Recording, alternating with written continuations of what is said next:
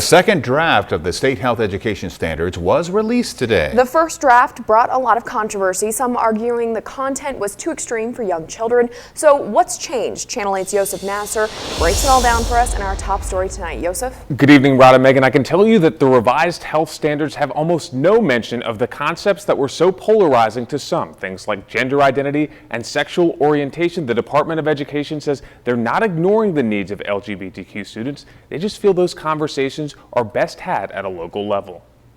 Across a lot of different topics. Our students are going to be starting school this fall, right? And we've had a lot of distractions relative to that. So I do see it as a reset. After months of spirited discussion, the Nebraska Department of Education has released a second draft of their health education standards.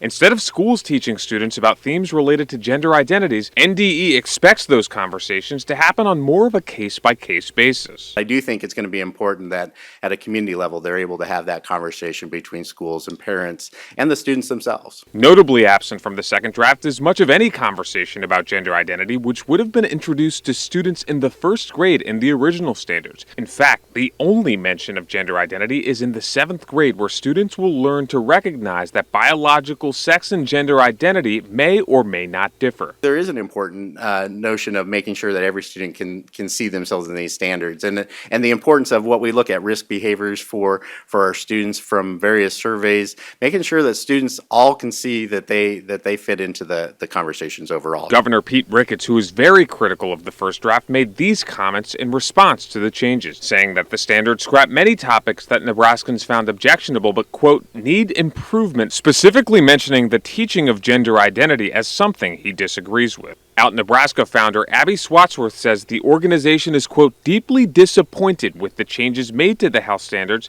and says the changes do not protect LGBTQ students. If we stand divided about how to serve our students best, we're going to always be in trouble. Instead, we need to find those things that unite relative to serving our students best. Rod and Megan, to be clear, this is just the second draft of the health standards. NDE will seek out feedback from the public before likely putting together a third draft. The earliest something would officially be voted on is in October or November, though there is no firm timeline.